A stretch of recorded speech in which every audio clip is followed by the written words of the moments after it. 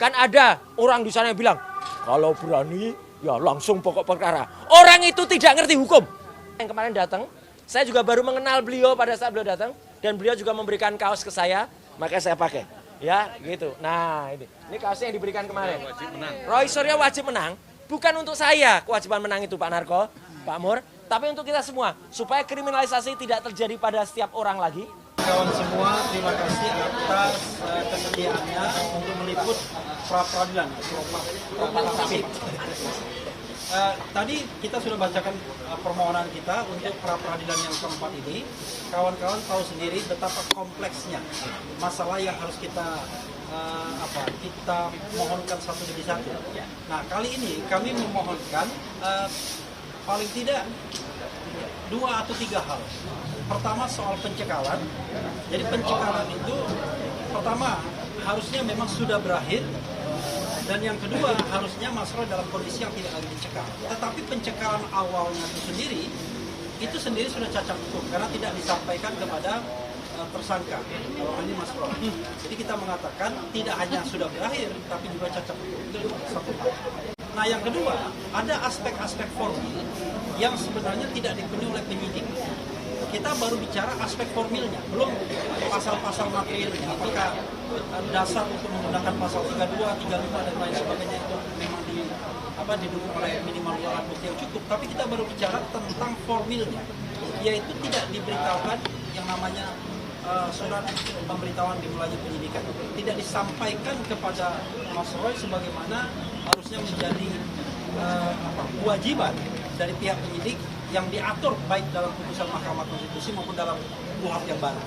Jadi dengan demikian maka permohonan ini sangat signifikan karena kalau dikabulkan maka status tersangka Mas Roy gugur.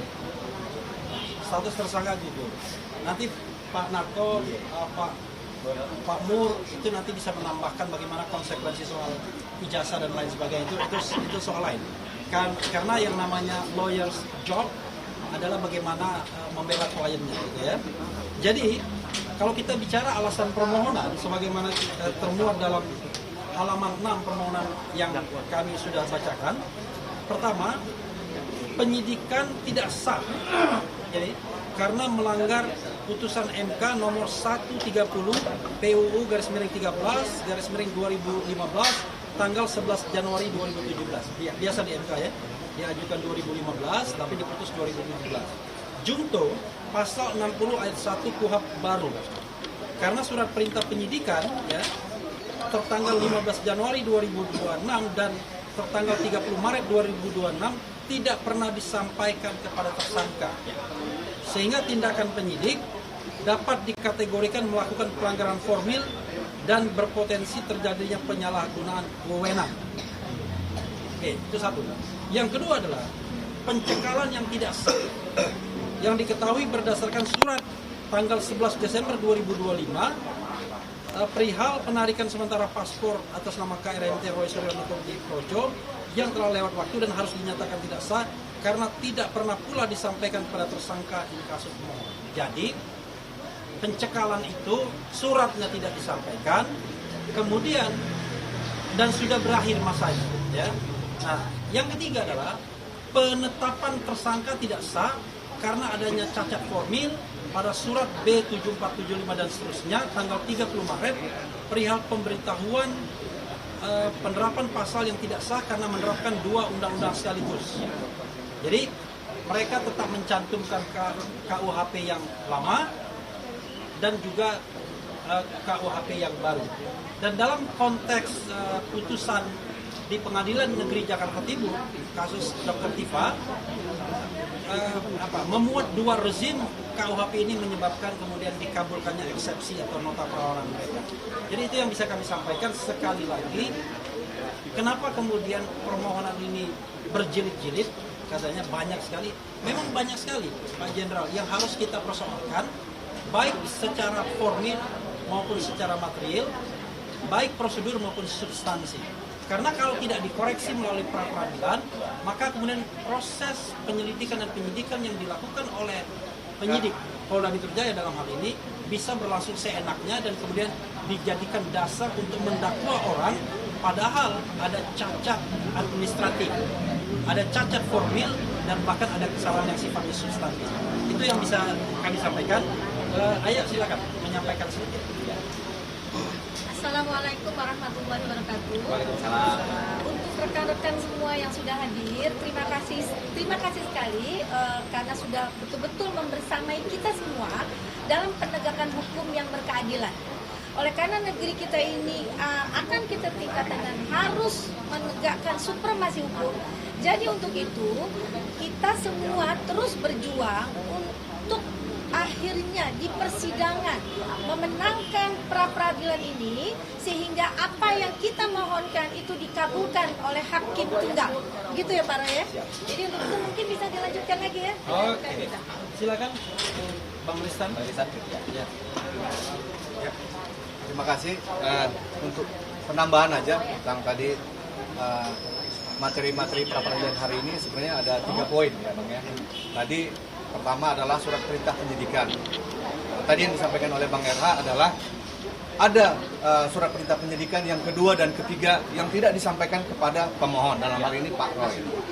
Itu pada tanggal 15 Januari dan tanggal 30 Maret 2026. Nah, ini di dalam putusan MK nomor 130, seharusnya penyidik menyampaikan kepada terlapor, dalam hal ini Pak Roy sebagai pemohon, itu wajib 7 hari paling lambat setelah diterbitkannya surat perintah penyidikan pada tanggal 15 Januari tersebut, surat perintah penyidikan kedua, dan yang ketiga adalah tanggal 30 Maret. Nah, ini kan sebenarnya untuk mempersiapkan dalam pertimbangan Mahkamah Konstitusi nomor 130 itu bagi terlapor untuk mempersiapkan pembelaan kepada terlapor apabila ada surat perintah penyidikan yang baru. Nah, itu yang dilanggar oleh penyidik, tidak memberikan SPDP ya, surat pemberitahuan dimulainya penyidikan.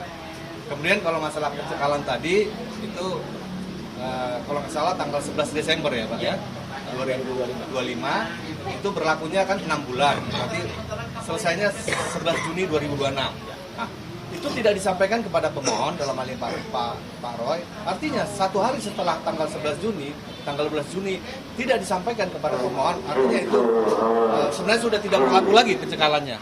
Itu juga tidak disampaikan. Itu juga pelanggaran dari penyidik. Dan ketiga, masalah penerapan penambahan penerapan pasal yang baru ya Bang ya. Ya. Ini ada 2 rezim. KUHP yang baru dan yang lama diberitahukan oleh penyidik, disatukan dalam satu pasal dalam dakwaan ya Bang ya. Dan ini mereka langsung memberitahukan kepada jaksa penuntut umum. Seharusnya mereka juga memberitahukan kepada kita sebagai pemohon ya Bang ya. Nah, ini tidak dilakukan kepada kami sebagai pemohon. Sebagai tersangka pada saat itu sebagai tersangka. Dan sekarang sebagai Ya itu 3 materi itulah yang kurang lebih yang kami ajukan pra-peradilan jilid 4 ya. Oke. Terima kasih Bang. Miracle mau menyampaikan.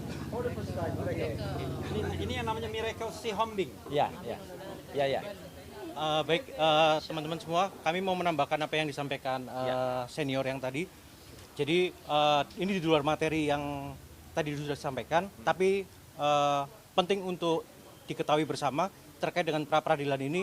Kan di luar ada framing bahwa kok peradilan bolak-balik dan lain sebagainya. Padahal di permohonan kami itu juga ada satu hal yang penting yang kami sampaikan adalah bahwa kami adalah pemohon yang beritikat baik. Jadi kenapa ini misalnya disampaikan secara terpisah dan lain sebagainya. Yang pertama itu adalah hak. Dan yang kedua adalah secara praktis. Kenapa praktis? Teman-teman boleh mengikuti pra-peradilan kami di pra-peradilan permohonan pertama, kedua, dan ketiga. Bagaimana batasan yang diberikan oleh persidangan. Contohnya kami contohkan di pra-peradilan ketiga kemarin, ketika kami mengajukan pembuktian, baik ahli saja yang kami hadirkan, kami hanya diberikan waktu 30 plus 5 menit. Kami sudah menyiapkan 18 pertanyaan, padahal hanya 9 pertanyaan yang bisa kami sampaikan. Dan 9 pertanyaan yang lain belum kami sampaikan. Nah, ini kan kami juga ibaratnya tidak bisa secara maksimal ya menyampaikan. Bayangkan kalau semua upaya paksa itu kami ajukan secara bersamaan, tentu tidak efektif. Dan peradilan ini hanya sekedar formalitas, dan itu yang kita nggak mau kita lakukan. Kita menghormati proses persidangan ini, makanya kita mengajukan secara serius. Apa yang kita ajukan pasti berdasar, dan kita pembuktiannya juga pembuktian yang selain berdasar juga maksimal. Itu yang mungkin saya tambahkan. Oke. Di tengah kita ada dua tamu kami sebelum Mas Roy ya. Ya, Terima kasih buat dua jenderal purnawirawan, ya. Pak Narko dan Pak Mur. Pak Narko mungkin silakan, mungkin mau Ada yang mau menyampaikan disampaikan? sesuatu. Silakan ke tengah. Silakan. Gak apa-apa. Pak Nar kesini Pak Nar. Bawa. Udah. Ya. Oh iya iya. Assalamualaikum warahmatullahi wabarakatuh. Waalaikumsalam. Teman-teman sekalian yang saya hormati, saya bukan lawyer, saya temannya Mas Roy Siap. yang datang mendampingi. Saya berbicara sebagai rakyat melihat kronologisnya saja. Saya tahu Prapit 1, 2, 3 dan Sekarang Pak. sekarang 4 yang sedang berjalan ini mulainya karena adanya gugatan atau klaim terhadap ijazah Jokowi Ya. yang kita duga palsu. Kemudian dilengkapi dengan penelitiannya Mas Roy dan teman-teman yang sampai kemudian menyimpulkan 99,99% palsu. Karena itulah kemudian pihak Jokowi dengan dukungan backup dia punya kekuatan dari kekuatan duit, kekuatan ya organisasi segala macam, aneh bin ajaib buntutnya.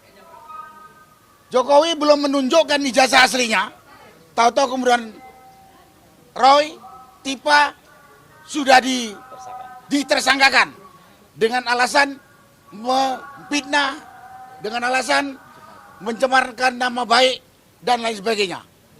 Aneh bin ajaib menurut kita rakyat yang bukan lawyer. Karena itu kesimpulan kami yang pengamat ini, pengadilan ini yang dimulai dari Prapit ini adalah dagelan penegakan hukum yang sedang berjalan di Republik Indonesia ini. Kalau nggak dibilang dagelan penegakan hukum, ini adalah permainan politik kotor dari orang kuat yang namanya Jokowi. Dan yang takut ijazah Jokowi terbuka ini bukan hanya Jokowi saja.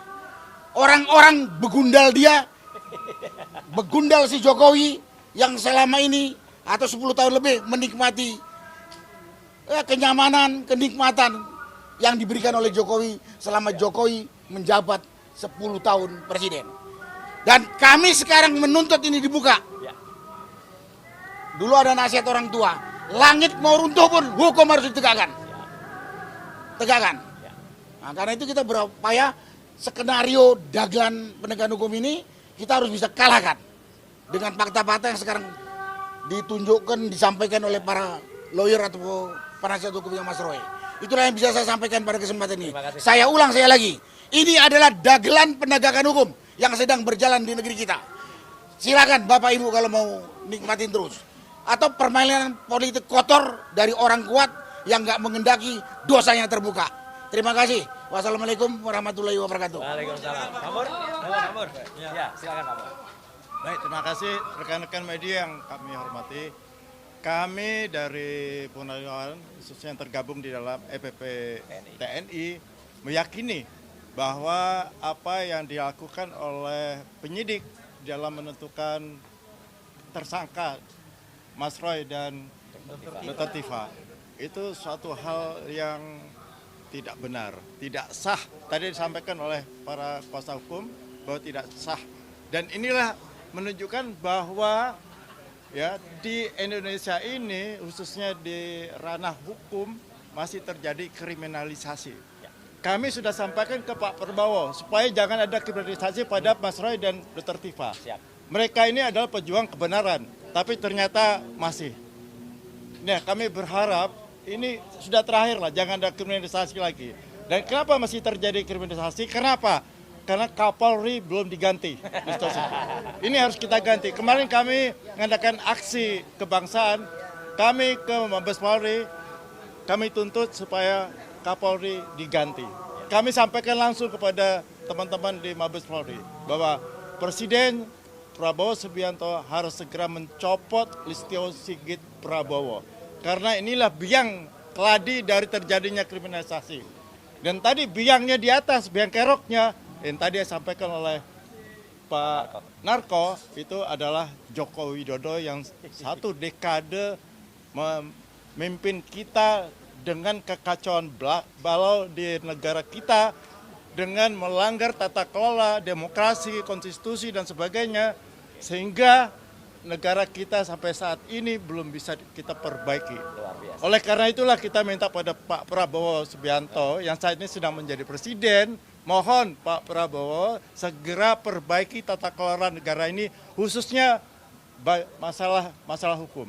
Karena masalah hukum adalah satu tonggak utama dari tegaknya suatu negara demokrasi.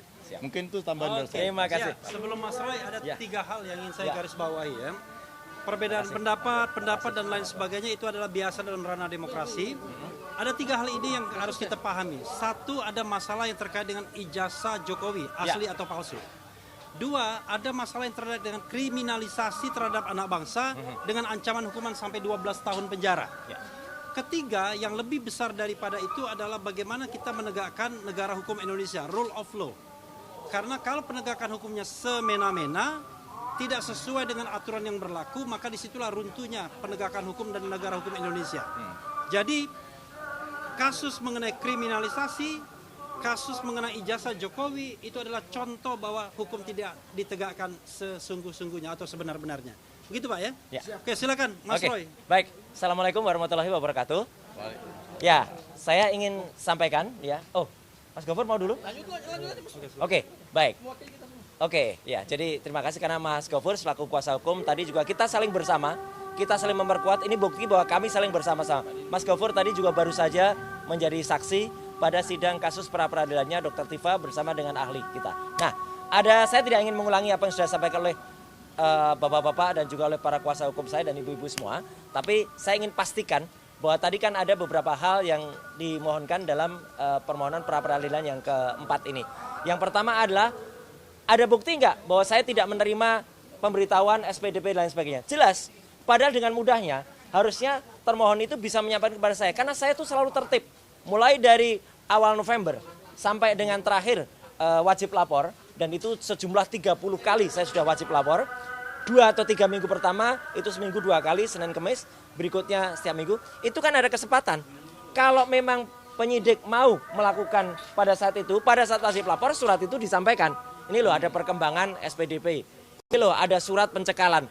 Saya pastikan saya tidak menerima sama sekali. Jadi itulah makanya kami ajukan pra-peradilan yang keempat ini. Jadi pasti ya clear. Setiap minggu saya datang ke kantor Polda Metro Jaya. Setiap minggu juga setiap hari Senin ya saya melapor dan tidak pernah saya mangkir. Saya selalu hadir. Saya selalu datang ya bahkan itu sangat tertib ya. Saya selalu di bawah jam 12 biasanya. Kalaupun saya pernah sekali agak siang itu karena ada kesibukan juga di Polda, jadi saya baru bisa siang harinya. Yang kedua yang penting adalah banyak sekali komentar terutama dari para termul yang ngawur yang mengatakan ini memperlama, menunda-nunda, bahkan mereka menghitung harusnya pra-peradilan itu 7 hari. Teman-teman lihat tadi pengumuman yang disampaikan, jadwal yang disampaikan oleh hakim tunggal kita, ya Pak Iketut Darpawan, ya pra-peradilan mulai hari ini, ya hari Jumat, ya. Kemudian kapan putusannya? Nanti. Kenapa? Karena ada 2 acara besar pada minggu depan dan minggu depannya lagi. Yang pertama hari Senin adalah upacara peringatan 81 tahun kemerdekaan Indonesia. Meskipun sebagian orang mengatakan kita belum merdeka, ya tapi kita ingin merdeka dengan pra-peradilan ini. Ya, itulah. Jadi tidak mungkin nabrak hari Senin ya gitu. Karena makanya diundur dari Selasa. Kemudian kenapa tidak langsung seminggu depannya lagi? Ada peringatan Maulid Nabi Muhammad SAW ya pada hari Selasa. Kan tidak mungkin kita mengadakan sidang pada hari Selasa atau pada hari Seninnya, hari Pitnasnya, hari kejepit itu ya. Makanya Rabu. Jadi kalau dihitung itu pun sudah lebih dari seminggu. Siapa yang memperpanjang? Ya memang jadwalnya, memang tanggalnya. Masa kita mau protes kepada pendiri Republik ini? Jangan tanggal 17 Agustus dong kemerdekaannya. Masa kita mau protes pada peringatan Maulid Nabi? Kan nggak bisa. Nah itu, jadi artinya kita patuh mengikuti jadwal yang ada. Dan kalau ada pertanyaan, apakah di tengah-tengah itu masih ada jadwal yang lain? Nah tunggu saja jadwalnya. Ya kalau memang misalnya ada lagi. Dan kami juga menantang ya, menjawab. Kan ada orang di sana yang bilang, kalau berani ya langsung pokok perkara. Orang itu tidak ngerti hukum. Saya pastikan orang yang bicara di Solo itu tidak ngerti hukum. Dia baca dulu ya kitab undang-undang hukum acara pidana. Kalau ada yang namanya pra-peradilan itu menunda pokok perkara. Kalau dia melakukan malah nabrak, nyuruh itu, dia melanggar hukum, dia harus ditangkap malahan. Ya, orang yang ada di Solo itu. Saya nggak tahu siapa yang orang yang ada di Solo itu. Ya gitu. Tapi yang kemarin bilang dan menantang harus segera masuk ke pokok perkara. Dan saya ingin menggarisbawahi apa yang tadi disampaikan oleh Pak Narko dan juga Pak Mur ya gitu, bahwa ini harus jangan sampai kalah. Maka saya ingin berterima kasih kepada salah seorang sahabat kita yang kemarin datang. Saya juga baru mengenal beliau pada saat beliau datang dan beliau juga memberikan kaos ke saya, maka saya pakai. Ya, gitu. Nah, ini kaosnya yang diberikan kemarin. Roy Suryo wajib menang, bukan untuk saya kewajiban menang itu Pak Narko, Pak Mur, tapi untuk kita semua, supaya kriminalisasi tidak terjadi pada setiap orang lagi, supaya penangkapan semena-mena tidak terjadi pada orang. Saya sekali lagi ini kemarin banyak lihat ya, saya diberi kaos dan untuk menghormati yang bersangkutan dan kaos-kaos yang saya pakai itu ada yang mengatakan kalau Mas Refli itu raja konten, saya raja sablon. Nggak ada ya, saya nggak punya sablon, nggak punya cetak ya. Ini dari teman-teman UMKM, ada yang ngirim saya dari Kudus, dari Jogja banyak, dari Bogor, ada juga dari luar kota, ada dari Padang, ada juga yang ngirim. Jadi kaos-kaos itu kirim ke rumah. Mereka memang tanya ke saya, Pak alamatnya di mana, saya kirimi. Dan kemudian saya pakai, jadi saya terima kasih kepada mereka semua. Dan yang menarik, kalau saya pakai, nanti di kolom komentar di bawah YouTube teman-teman, pasti ada komentar. Kalau ingin pakai kaos yang dipakai Roy Suryo, hubungi saya. Nah, mereka jualan kaos dulu. Nggak apa-apa, itu namanya kita mendukung UMKM. Sekali lagi yang ingin saya sampaikan, sekian dan terima kasih. Wassalamualaikum warahmatullahi wabarakatuh. Ya, oke. Cukup ya? Cukup ya? Ada pertanyaan kan? Ya, terima kasih sekali lagi. Terima kasih Pak. Sama dengan. Kok lobet lagi? Iya.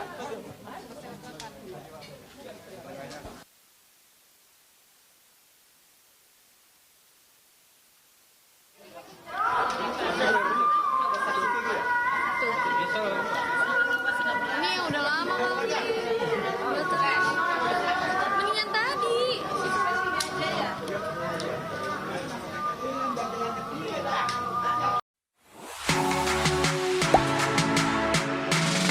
Gak sempet baca? Dengerin aja, klik icon text to speech di okezone.com.